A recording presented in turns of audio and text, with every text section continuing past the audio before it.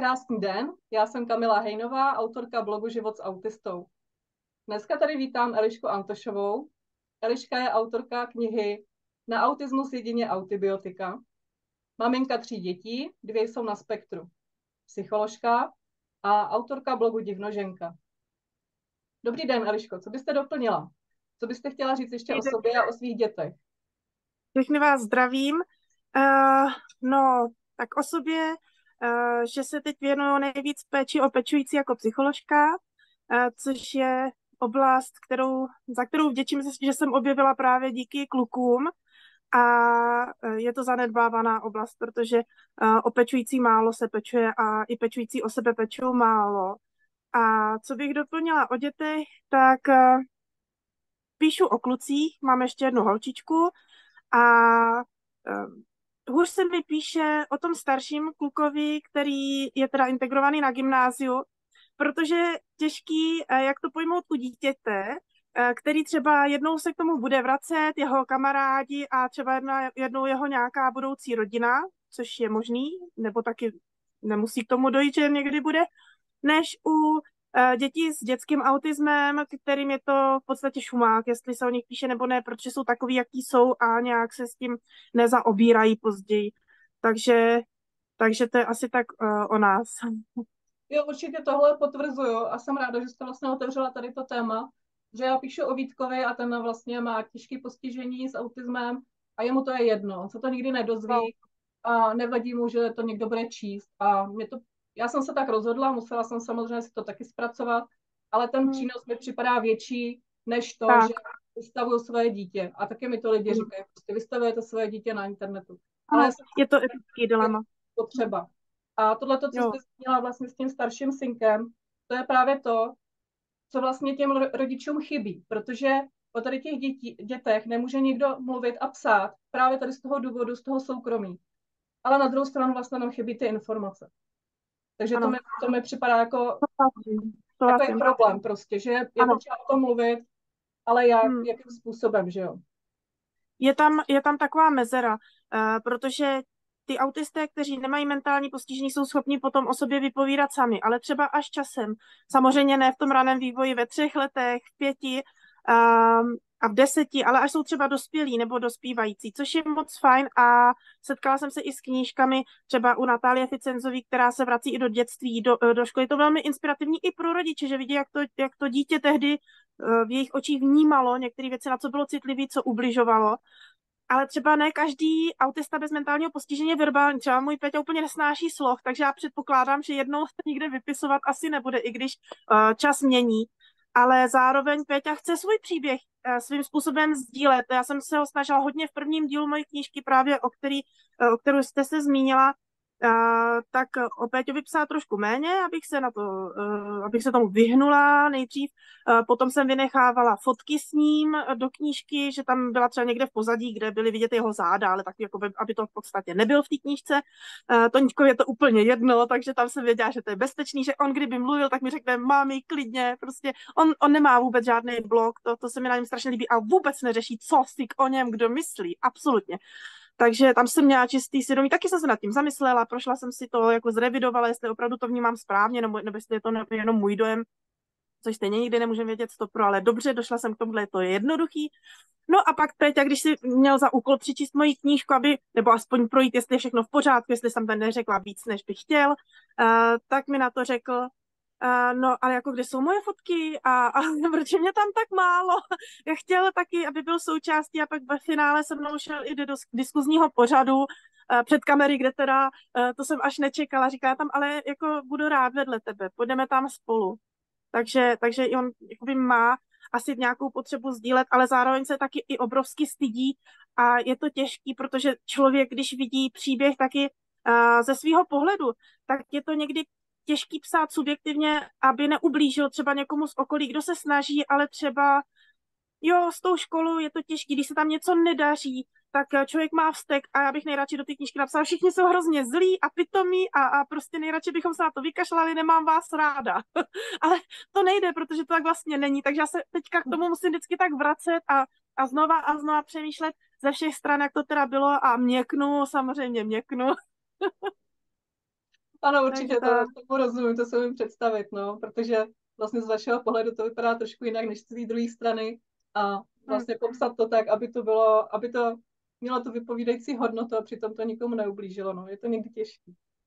Teď vlastně, jak jste mluvila o těch dětech, vlastně o tom rozdílu eh, mezi těma dětma, ten, Mhm. který si to uvědomuje, ten, který si to neuvědomuje, Mhm.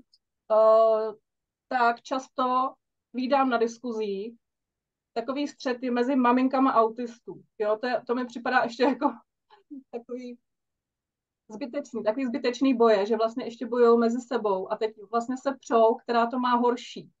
Ta maminka s tím nízkofunkčním autistou, nebo teda, že to takhle říkám, já vím, že se to dneska takhle neříká, ale jenom pro Jo, já upřesnění. rozumím. A nebo Rozumím. ten autista s Aspergerovým syndromem, který je teda funkční nějakým způsobem nebo nějakým způsobem samostatný, chodí do školy, studuje.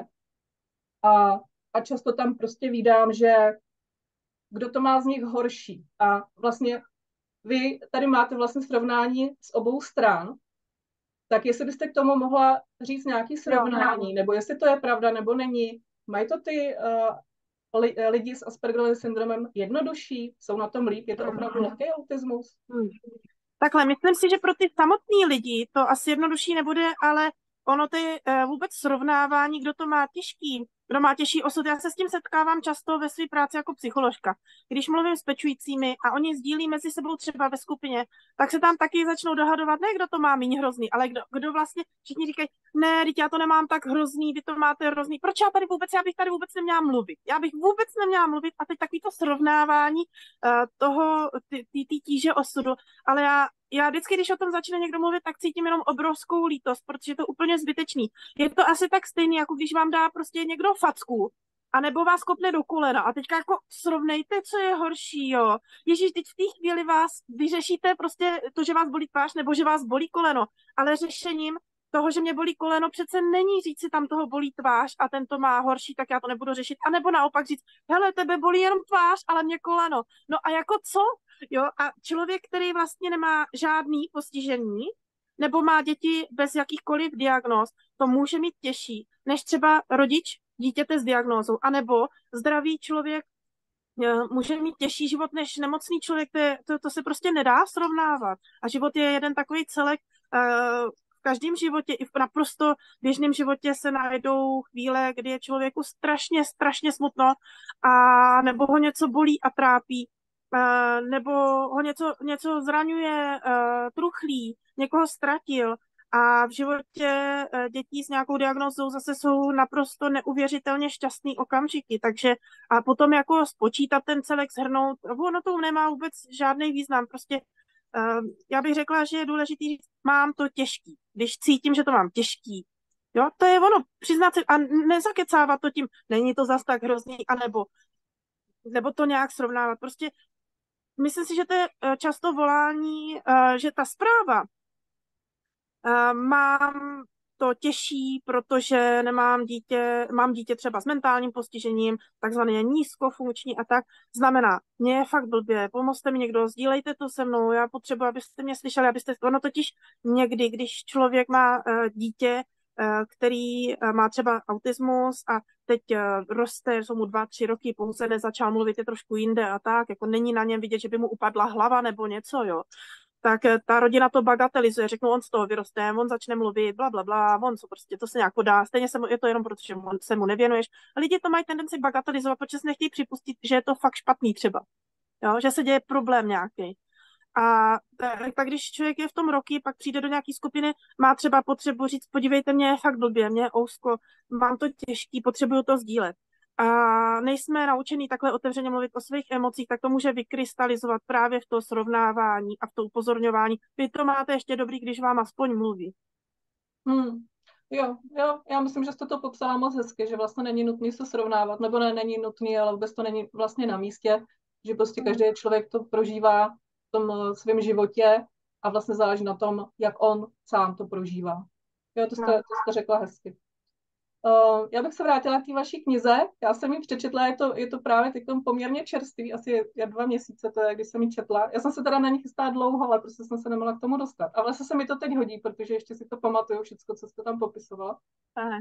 Chtěla bych říct, že se mi kniha moc líbila, ale je to zvláštní to takhle říct, protože ten příběh samozřejmě není úplně jednoduchý, ale líbilo se mi samozřejmě to zpracování, protože ta kniha je přesně jako vy. Já vás teda dneska vidím poprvé, ale je to přesně tak. Je napsaná laskavě, s humorem a s upřímností. A to já oceňuju. Zároveň obdivuju, že i přes ty náročné situace dokážete vidět ty dobré věci. A to je přesně to, co jste před chvílí zmínila, že vlastně tam v tom životě s tím postiženým dítětem jsou ty radostné okamžiky. Tak to se mi hodně líbilo. Jak to vlastně vzniklo, že jste vydala knihu? Nebo že jste vůbec začala psát?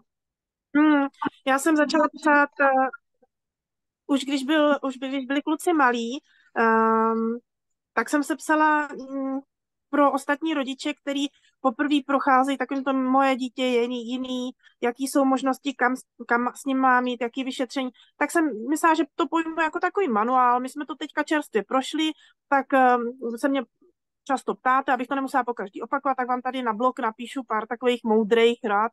Začalo to spíš tak jako mentorsky, pak jsem k tomu připojila jako psycholožka nějaký postřehy, pak se mi to zdálo moc mentorsky, tak jsem začala psát příběhy a pak mi přišlo, že vlastně nejlepší sdílet jenom ty příběhy a vykrystalizovalo to teda naše několikaletý psaní na blog, různých situací, s kterými se setkávají i ostatní rodiče, třeba když na ulici někdo něco říká, nebo MHD, co se nám děje a takový specifika toho života s dětmi s autismem. A potom, když byl blog, já nevím, na světě takový 4. rok, tak mi začali říkat kamarádi, tak to vyjde jako knížku, to by bylo docela hezký čtení. A já jsem si říkala, no vlastně proč ne? A měla jsem takovou potřebu i ten text trošku upravit. Tam jsem vždycky přišla a co mě napadlo, jsem napsala. Bez nějakého filtru, ještě s hrubkama. Prostě jak to bylo, tak to padlo. A pak jsem si říkala, no nebylo by to špatný projít a trošku skultivovat, vynechat takový ty moc kárací věci. A tak vznikla vlastně ta knížka. Myslím si, že to není přesně jenom vytištěný blog. Mm-hmm. Co vám přináší vlastně to psaní? Já jsem se chtěla zeptat, proč jste začala psát vlastně, jako jestli to nebyla forma terapie, jste říkala, Ne, pro ty jenom rodiče. honím ego. Ale určitě jste tam potom našla vlastně ještě i něco pro sebe, ne? Nebo teda já to tam rozhodně mám, že si vlastně tím psaním, že mi přichází nový nápady nebo i jako vyřešení, jako že jsem třeba i překvapená, že třeba začnu psát a na konci mi to skončí úplně jinak, než jsem zamýšlela. Jestli to máte třeba taky tak, nebo jestli tam máte ještě něco jiného. Co vám vlastně to přináší to psaní? No? Takhle, já jsem vždycky hrozně ráda psala. Já už jsem na nižším Gimplu psala básničky, pak jsem psala různé povídky, slohovky jsem milovala, takže mě vždycky psání bavilo. A potom jsem se vypisovala na internet a když už jsem se vypisovala na internet bezúčelně, tak jsem si říkala, že tomu můžu dát nějaký účel, ale jo, je to pro mě svým způsobem terapie, určitě sepsat si to a utřídit si myšlenky, třídění myšlenek. A musím si přiznat, že asi největší terapie pro mě byla, když jsem to dala na ten blog a lidi mi potom napsali, jsme tady s tebou, myslíme na tebe, jsi dobrá. Jo, že když nemá třeba člověk v rodině to, aby slyšel, že je dobrý a nahradí mu to někdy ty přátelé, byť třeba virtuální, i když s většinou lidí jsem se pak už potkala osobně, tak je to takový pohlazení po duši. A myslím si, že někdy škoda, že se ten virtuální svět shazuje. Je to jenom falešný přátelství a tak. Já si myslím, že tam vykrystalizují opravdový vztahy často. Moje manželství je mi důkazem. A taky, že ta podpora být virtuální je furt podpora. Třeba to není to ono, jako když přijde máma a řekne třeba dceři, hele, ty jsi jako hodně dobrá máma. Tak když to řekne kámoška, nemá to ty grády, ale když se tak člověk k sobě pustí, tak stejně to pohlazení po duši. Takže já jsem si možná chodila pro to pohlazení především. No a pak jsem samozřejmě vydala knížku, protože jsem si přišla ještě pro větší pohlazení. A úplně, já jsem vydala knížku, jsem dobrá, řekni mi, že jsem dobrá. Ne tak úplně, ale jako jo, dělá mi to dobře, když vidím za sebou tu práci hmotně a když mi někdo napíše, že ji četl a že mu třeba udělala radost, podpořila ho, to je pro mě nejvíc. A mně to potom ten život dává smysl a ten náš úděl, který máme, že ten život není úplně, jak jsme si ho plánovali, tak mi taky dává potom smysl. Říkám si, aha, takže z toho můžu vytěžit to, že zase někomu pomůžu. A to mě zase učí potom pomoct přijímat a říkat si už o ní aktivně. Takže mě to tak těší, to proudění energie a slov a podpory. Jo, to je moc hezký. Já v podstatě zažívám podobné věci, to nebudu teda dál rozebírat, ale v podstatě podepisuju to, co jste říkala, že to cítím hodně podobně. Já bych se teda vrátila ještě na začátek, protože týká se to teda autismu. Kdy jste to zjistili? Kdy jste to začali řešit? Jo, tak ono u staršího, on má atypický autismus a bylo vždycky jasný, že je to chytrý kluk, jenomže třeba později mluví, takže tam ta diagnóza autismu trvala dlouho, než se vykrystalizovala z nějakých dysfází a nerovnoměrného vývoje. Tak tam nás napadl autismus kolem asi 4., 5. roku, když už měl teda diagnostikovaný různými věci klinickým psychologem. Po těch vyšetřeních jsme chodili tak v těch 3 letech. A u mladšího ten se vyvíjel krásně. Já jsem naopak myslela, že on bude ten tahoun takový zdravý, reagující, miminko usměvavý. A v roce 4 prostě přestal vyvíjet. Byl úplně mimo. Já když jsem odešla, ono se mu po mně ani nestýskalo. Když jsme byli spolu, tak byl mazlivý, kontaktní. Ale když jsem odešla, tak se jako úplně nestěžoval a nereagoval. Já jsem třeba buchla dveřma, on vůbec, myslím si, že má třeba poruchu sluchu nějakou. Takže tam jsme to zjistili někde v tom roce 4, takže jak jsou kluci 2 roky od sebe, tak dalo by se říct v jednu chvíli v podstatě, že se něco děje divného a navštívili jsme potom, jak se dělá takový to neurologický kolečko v nemocnici na těch pár dnů s rezonancí, tak jeden týden jeden a tak další týden druhý. Takže toho bylo najednou docela hodně, ale stejně jsem si to pořád nepřipouštěla úplně naplno, no. Jo, to věřím, jako s jedním dítětem to je náročný, na tož se 2, takže to já si to ani nevím představit, no. Tohle to jsme prožili s Vítkem, ale jenom jednou. Vy jste psycholožka. Jak vám vlastně pomáhá ta znalostí psychologie ve výchově 2 dětí na spektru? Já jsem pořád říkala, že vůbec, že Kovářová kobila, no jako psycholog doma stojím za prd, ale nebo jako nějaká výchova, ty musíš umět vychovávat, když jsi psycholožka, mě teda dětská psychologie nikdy doteďka nezajímala, až teď ji objevuju a ne díky svým dětem, to je na tom největší paradox, ale myslím si, že mi pomohla v tom, že jsem naučená se sebou pracovat, tím, že jsem ještě těhotná vylezla z 5letého psychoanalytického výcviku, kde 5 let sedíte v křesle ve stylu klienta, jako klient, sám podstupujete terapii, tak jsem byla naučená mluvit o tom, co cítím, neuzavírat se do sebe, tak asi takovou první psychickou pomoc jsem si uměla vždycky nějak obstarat. Vím, že musím dbát na duševní hygienu. Někdy jsem zapomínala, zvlášť ze začátku. Dělala jsem chybičky velký. Jako, ano, někdy jsem zapomínala, ale tak nějak nastavený uvnitř mám a mám se k čemu vracet, že duševní hygiena je základ a že to je něco, co by mělo být normální a ne co je nějaký luxus a nadstandard. A tak spíš, co se týče mě to autismu vlastně ze školy nevěděla moc a tomuto tématu jsem se ani nevěnovala. Jsem se věnovala především poruchám nálady nebo tématu umírání, odcházení a tak, takže to bylo úplně vlastně mimo můj obor, ale ta práce se sebou, tam mi to pomohlo teda obrovsky. A to, že se třeba pro mě není divný jít na psychoterapii, jako neberu to jako něco, tak už nazrál čas nikam jít, anebo ne. Já vím, že tam můžu jít jen tak prostě tam se třeba řeší seberozvoj. Je mi dobře, nemám žádný potíže, ale chci umět se sebou pracovat ještě líp. Jo, takže pro mě to nebylo nikdy daleko sáhnout k nějaký psychologické pomoci. Jo, tohle se mi líbí, to mi nahrává na další otázku. To jsem se právě chtěla zeptat, kdy už ta maminka autisty pozná, že je ten čas na toho psychologa, nebo psychiatra, nebo přímo na antidepresiva. Vítkovi je 15 a za tu dobu vlastně jsem měla několikrát, a jako hodněkrát, takový období, že jsem už o tom uvažovala. Ale já jsem od přírody optimista a mi to jako nikdy netrvá, takový ty špatný období mi netrvají dlouho. Takže jestli tam je třeba i nějaký časový rozmezí, je to nikdy netrvalo díl, třeba než 2 týdny. Jo, ale kdyby to trvalo díl, tak už bych to prostě začala řešit. Ale vždycky, než jsem to začala řešit, tak už to jako bylo zase dobrý. To je fajn. Je pravda, že to dokáže vykolit i člověka. Já jsem taky z Moravanda, veselá holka, bývalá, jako úplně bezstarostná. A překvapilo mě, jsem nikdy netušila, že bych řešila nějaký psychický problémy, že jsem si říkala, prostě, že určitě jsem měla nějaký období i deprese. Myslím si, že čas na psychologa je ve chvíli, kde se dozvíte diagnózu. Měl by to být standard, jako nemá cenu se rýpat v tom, jestli už jako mi je blbě nebo ne, protože ten psycholog by tam měl být už jako polštář, do kterého padáte. Jo. Už raná péče by měla překypovat psychologama, kteří se věnou. Bohužel nejsou kapacity, nejsou lidi, není na to u nás hlavně systém. Jo. Psychologů by se ještě našlo, na to nemusí být atestovaný klinický psycholog jako na vyšetření. Ale spíš by stačil někdo cvičený v té péči o psychický zdraví pečujících. Takže to by měl být základ. Já vím, že se mi to lehko říká, protože to prostě dostupný není. A aspoň takový své pomocné skupiny si myslím, že by se měly otevřít pro všechny volně a člověk by neměl až tak přemýšlet, jestli mu je dost blbě na to, aby tam šel, ale spíš jsme v té situaci, jsme na jedné lodi, tak pojďme se nějak spojovat, sdružovat, podporovat. Jo.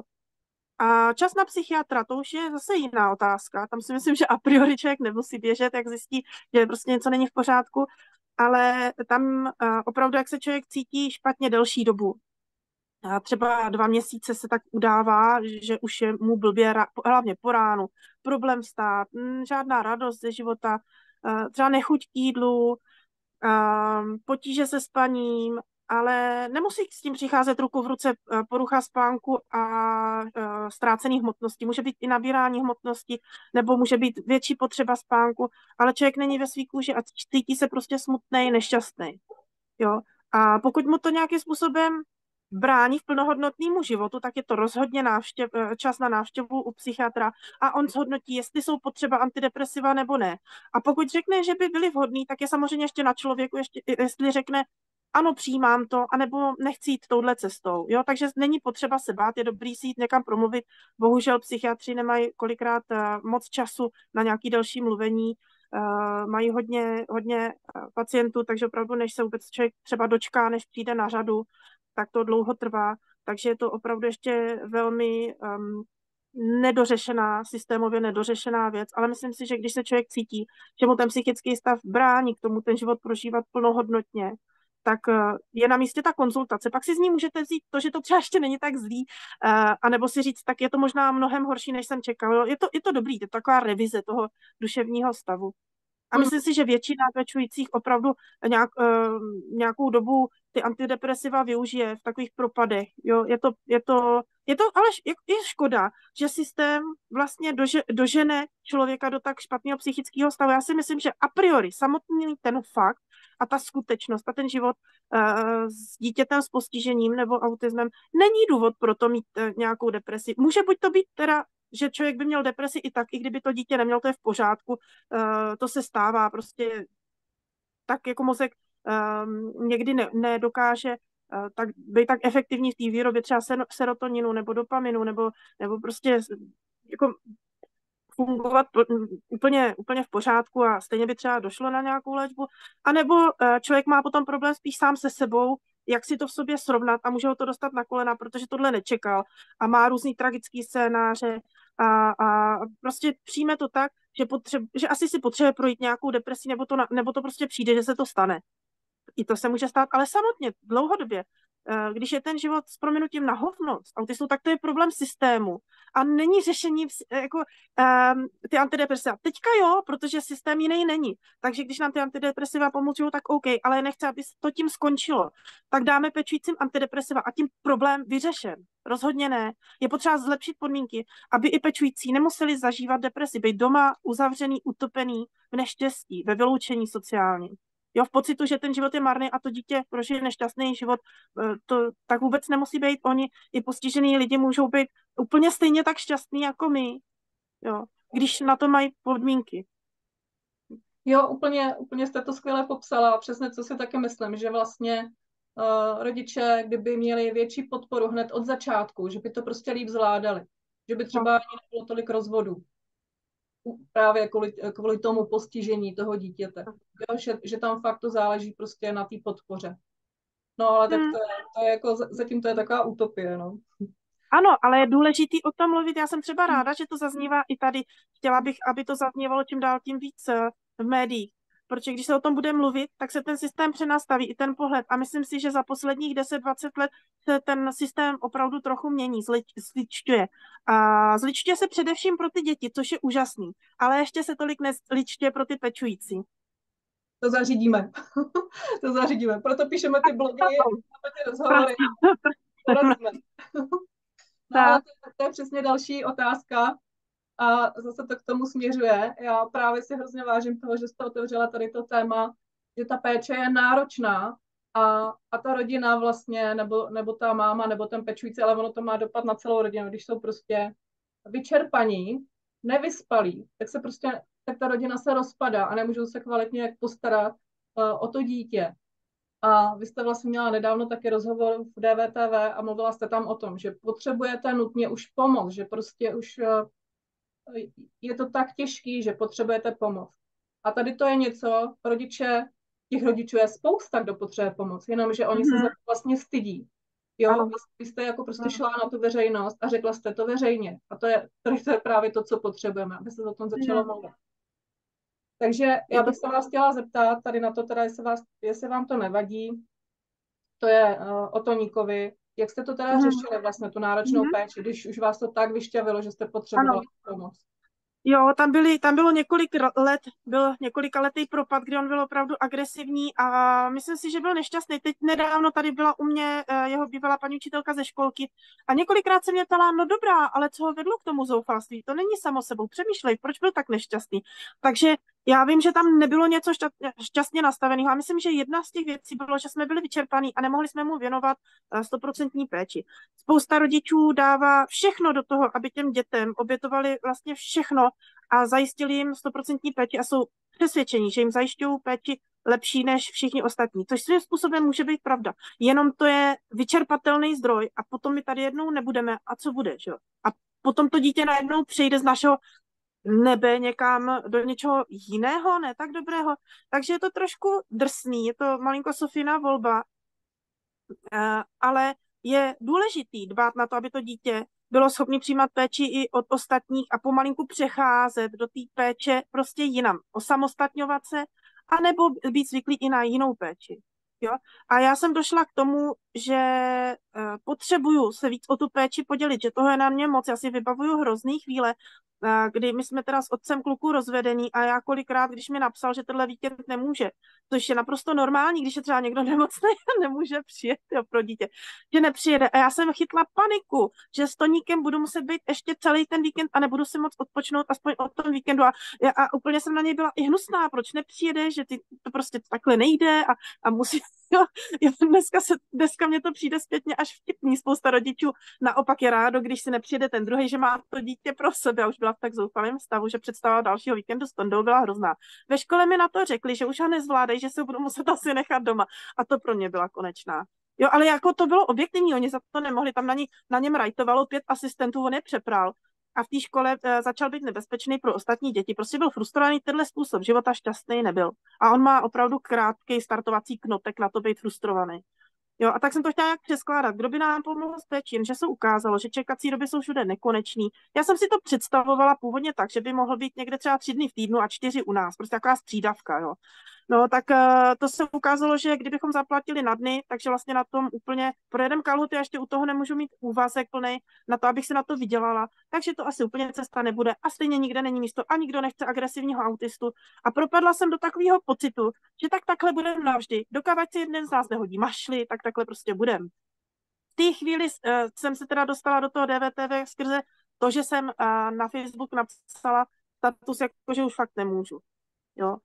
A paní Drtinová tedy byla úplně úžasná. Zeptala se mě teda na to, kde je ten problém. Mluvili jsme o tom. A potom se nám zanedlouho podařilo teda Toníčka umístit do domova pro děti s postižením, kde jsou domácnosti po 4 až 5 dětech a je tam těch domácností dohromady 5, takže to takový opravdu rodinný. Je to úplně nový zařízení, teda ono bylo, ale mají novou budovu, kde se to do paprsků rozděluje na ty domácnosti a do velký zahrady, je to fakt nádherný a jsou tam lidi, že, no nádherný a tak si bereme toníčka na víkendy, ne na všechny, ale na víkendy domů. Prostě třeba, když jsem měla jednu angínu, řekla jsem, nemůžu, občas vynecháme, abychom si mohli odpočnout, protože táta si je nemůže brát každých 14 dnů, protože to má 600 kilometrů k ním, což je naprosto šílený. A nikoho nezajímá, že umístí dítě opačným směrem, než je k tomu druhým rodiči, protože v péči jsou u mě, já pak spadám do nějakého kraje a zase je nezajímá, že pádově spadáme přes celý kraj. Jo. Takže to je taky těžké, ale já jsem tak ráda za to, že vůbec se podařilo Toníčka umístit. A ještě do zařízení, kde ty lidi jsou... Já ani nevím, jak vyjádřit tu svoji vděčnost za jejich srdečnou péči a jak Toníčka přijímali a jak on je tam šťastný. Já to na něm poznám, že je šťastný. Jo, takže se nám podařilo tohle umístění a vlastně je to všechno jiný než před rokem, co jsem mluvila do toho DVTV. To jsem byla totálně na dně. A dneska, když to video vidím, tak se mi dělá hrozně ousko. Jo. Není to teďka úplně lehký, protože pořád ten Toníček ze světa nezmizel, to se nevzdáte dítěte, pořád jste rodič. Pořád mám tady toho Péťu, s kterým řeším ten Gimpl a tu integraci, učím ho ve středu doma, aby si odpočal, jo. No, to nevím, jak vlastně odpočinkový, když tady do něj celou dobu hustím, že se má učit, protože v tu středu zrovna mají úplně 5 šílených předmětů a vlastně žádný odpočinkový, ten jeden je 2hodinovka, takže ta středa je děsná palba. Takže pak celý týden doháníme tuhle školu. Takže jako nezastavila jsem se, že tak, a teď si můžu odpočnout, hodím to nohy na stůl a život je ráj. Do toho samozřejmě musím pracovat, protože když umístíte dítě, nemáte příspěvek na péči a nikoho nezajímá, že se ho vezmete třeba na 10 dnů v měsíci, kdyby, jo. A že tam jezdíte, auto, benzín, 3000 měsíčně, cink, jen to práskne, jo. O tom se taky nemluví. O tom, že občas rodiče, já jsem v pohodě, já jsem celou dobu tak nějak ještě pracovala částečně a teď jsem si tady našla úvazek ve škole a do toho ještě dělám nějaký terapie, takže jako dobrý. Ale když si představím, že mi je 50, 30 let nebo 25 pečuju o svý dítě, který už prostě v těch 50 nemám kapacitu a potřebuji i kvůli němu ho osamostatňovat. Jo? Tak když si představím, že ho dám vlastně někam do nějaký pobytovky, oni dostanou ty peníze, což je logický na něj. Jo? A já třeba ještě u dítěte musím doplácet nějakých pár tisíc navíc tam, jako na jídlo a kupuju mu věci, protože nemá důchod, že ještě. Takže kupuju mu oblečení, takže ono to je tak komprás třeba 6 tisíc do mínusu každý měsíc, takže ještě tohle vydělat. Takže jako potom, když si představím, že mě je 50 a mám si po těch všech letech shánět práci, tak se nedivím, že jedu do posledního kousku síly doma na tu péči a vlastně jsem trošku ekonomický vězeň. Vy teď chystáte další vydání vaší knihy, která je beznadějně vyprodaná a čtenáři vás můžou podpořit na Doniu. Jak to vlastně funguje? Mm-hmm. No, ta první várka se vyprodala asi tak za rok. A od té doby teda přemýšlíme udělat dotisk a rozhodla jsem se teda teďka, když už těch lidí mám v pořadníku asi 15 nebo 20, kteří mi napsali, že já tady sedám si tady a čekám na další výtisk, takže to spustíme, ale potřebujeme do začátku na ten tisk vybrat peníze a dá se knížka předobjednat přes Donio, takže teď se zaplatí a až se vytiskne, tak bude doručena, je to včetně poštovního, takže už žádná starost navíc, nebo se tam dá přispět třeba i 100 jenom tak na podporu toho tisku, protože je pravda, že někdy pečující si nemůžou úplně tu knížku dovolit za komerční cenu, takže to tam jsem ji někomu šoupla, dala, tak je to vlastně i taková podpora toho mýho beznadějného jako taky snahy pomáhat, no, kdy prostě je to taková trošku asi nadšenecká sbírka, protože myslím si, že by to mohlo vést i k tomu, že bychom mohli podpořit lidi tím, že prostě tu tam třeba do nějaký knihovničky v nějakém zařízení dáme knížku nebo ve škole nebo tak, takže dá se podpořit i tohleto následně. No a kdyby se náhodou vybrala spousta peněz navíc, tak bychom mohli vydat druhý díl, který jsem právě dopsala, který popisuje náš život dalších pár let, kde je zachycena spousta nových věcí, včetně právě toho přechodu ze základní školy na Gimpl, včetně toho přechodu tedy Toníčku a umisťování a toho propadu, ale i spousta dalších věcí, jako třeba cestování s autistou na divoko, tentokrát do Maroka. Takže já bych řekla, že tam i hodně toho veselého, i když je pravda, že to dvouletý, tříletý depresivní období té Toničkovy agrese jako úplně vtipně, tak jako v tom s lehkostí, jako v tom prvním díle zachytnout nejde, tak ale myslím si, že tam je zase spousta nových věcí. Tak Tak tam jde především i o to vlastně to sdílení té reality. To si myslím, že je taky hodně důležitý, i když to v tu chvíli jako není veselý, tak je prostě potřeba o tom mluvit, protože já, než jsem začala psát ten blog, tak vlastně já jsem třeba vídala takový rozevlátý rodiče, jako jak je to úžasný mít autistu a jak prostě je to skvělý a to. A já jsem se cítila jako špatný rodič, jako co jsem nepochopila. Jo? jo. Já to mám taky tak stejně jako vy, že prostě i v tom těžkém se dá najít spoustu hezkýho, ale není to prostě jenom zalitý sluncem. A myslím si, že prostě ta pravda, že je důležitá. Jak to vychází tak časově, si myslíte? To záleží asi na té sbírce, že?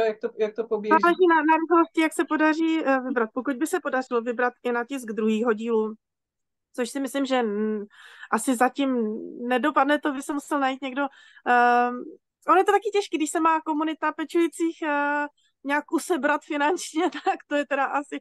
Měla jsem psát o workoholismu. O workoholismu ve vyšších společenských vrstvách. Já si vždycky vyberu prostě takovou oblast. No, takže nevím, ale kdyby se stal zázrak a našel se někdo, kdo by nás finančně podpořil, tak by ten druhý díl mohl být někdy na jaře pozdním nebo v létě. A ten dotisk může být samozřejmě, jak se na to vybere, tak hnedka se může zadat tiskárně, můžeme tisknout a to řekla bych, že do měsíce máme celý hotový. Jo, to je skvělý. Já si myslím, že ten zázrak se povede, to stojí za to. Ta první kniha byla skvělá, takže teď ta informace o tom, že chystáte i druhý díl, tak si myslím, že to půjde. Ono je to těžké, jak to dostat k lidem. Já opravdu, když chodím, tak třeba tu knížku nějakým způsobem udám a pak mi přijde za týden, no to bylo jako fajn, hrozně to pomohlo, nebo ten, komu jsem jí dal, měl velkou radost. Jo, ale to opravdu si předávají lidi. Nemáme žádný systém reklamy, já reklamu neumím se úplně prodat, takže asi je to spíš selhává na mých podnikatelských schopnostech, řekněme si to upřímně, prostě dobrý materiál, špatný materiál, není to teda žádný extra literární skvost, ale jde stejně jenom o tom, jak to člověk umí prodat a dostat mezi lidi, protože když o knížce nevíte, může být sebelepší, ale prostě si ji nekoupíte. Jo, je to pravda, je to tak. I dobrý zboží prostě potřebuje mít nějakou reklamu nebo nějakou možnost vlastně se dostat mezi ty lidi, protože ty lidi vůbec nemusí vědět, že nějaká taková kniha existuje. Tak jo, super. Držím palce a věřím tomu, že to víte. Děkuji moc za rozhovor. Děkuji vám, bylo to moc milý. Naschledanou. Naschledanou.